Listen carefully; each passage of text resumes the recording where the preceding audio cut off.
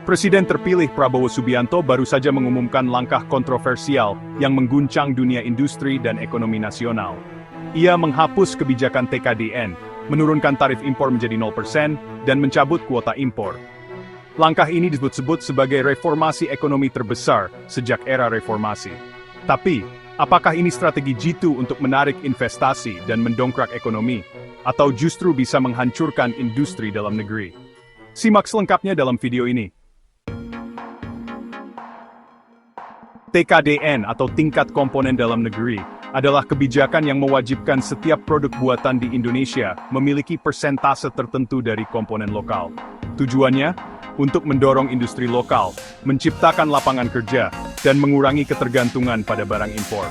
Contohnya, di sektor teknologi, pemerintah mewajibkan ponsel 4G dan 5G yang dijual di Indonesia memiliki minimal 35% komponen lokal. Di sektor energi, proyek pembangkit listrik juga diwajibkan menggunakan alat dan mesin lokal. Tapi kenyataannya, banyak investor asing mengeluhkan TKDN sebagai penghambat.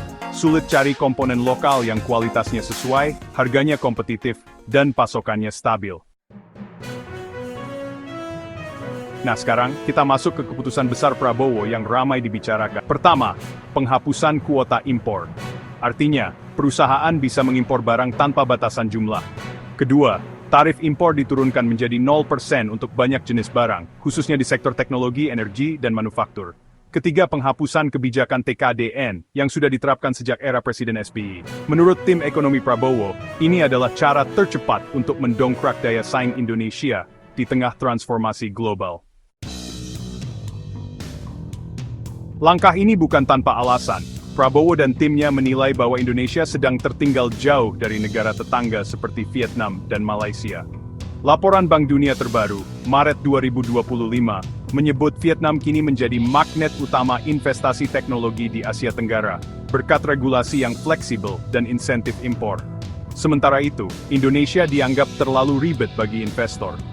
Banyak perusahaan asing, termasuk Apple dan Tesla, memilih Vietnam karena lebih efisien secara birokrasi. Dengan menghapus TKDN dan tarif impor, Prabowo ingin menjadikan Indonesia sebagai pusat manufaktur dan teknologi, bukan hanya pasar konsumen. Langkah ini juga bagian dari strategi untuk mempercepat digitalisasi nasional dan mengakses teknologi hijau untuk melawan krisis iklim global. Tapi tentu saja, kebijakan ini menuai kritik keras. Serikat Pekerja dan pelaku industri lokal menyebut ini sebagai langkah bunuh diri industri dalam negeri. Dengan produk asing bebas masuk, bisa-bisa pabrik lokal gulung tikar. Bahkan, Asosiasi Industri Komponen Lokal Indonesia menyebut bahwa lebih dari 30% pemasok kecil berisiko bangkrut jika TKDN dihapus. Belum lagi ancaman PHK massal, terutama di sektor manufaktur. Beberapa negara telah mencoba pendekatan serupa. Vietnam, seperti disebut tadi, berhasil menarik miliaran dolar investasi asing karena membebaskan perusahaan dari beban komponen lokal. India, pada awalnya sangat protektif, tapi akhirnya melonggarkan aturan lokal demi masuknya perusahaan seperti Foxconn dan Samsung. Namun, negara-negara tersebut tidak melepas semuanya.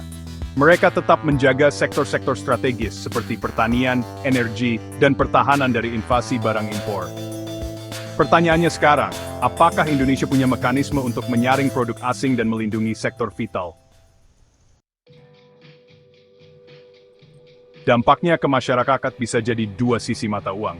Positifnya, barang teknologi, mobil listrik, dan perangkat rumah tangga bisa jadi jauh lebih murah. Tapi, di sisi lain, jika industri lokal tumbang, akan banyak lapangan kerja yang hilang. Pertumbuhan jangka pendek bisa tinggi, tapi kalau tidak hati-hati, Indonesia bisa masuk ke jebakan deindustrialisasi seperti yang dialami beberapa negara di Afrika. Pemerintah harus hati-hati, jangan sampai niat baik membuka pasar justru membuat bangsa ini hanya jadi konsumen selamanya. Presiden Prabowo memang sedang mengambil risiko besar. Menghapus TKDN, menurunkan tarif, dan membuka keran impor bisa jadi langkah berani, atau justru blunder besar. Kuncinya ada pada implementasi dan pengawasan. Apakah pemerintah mampu menyeimbangkan liberalisasi ekonomi dengan perlindungan rakyat? Bagaimana menurut kalian? Tulis pendapat kalian di kolom komentar. Apakah Indonesia siap bersaing secara global tanpa tameng TKDN? Jangan lupa like, subscribe, dan nyalakan lonceng agar tak ketinggalan video terbaru seputar kebijakan ekonomi dan politik dalam negeri.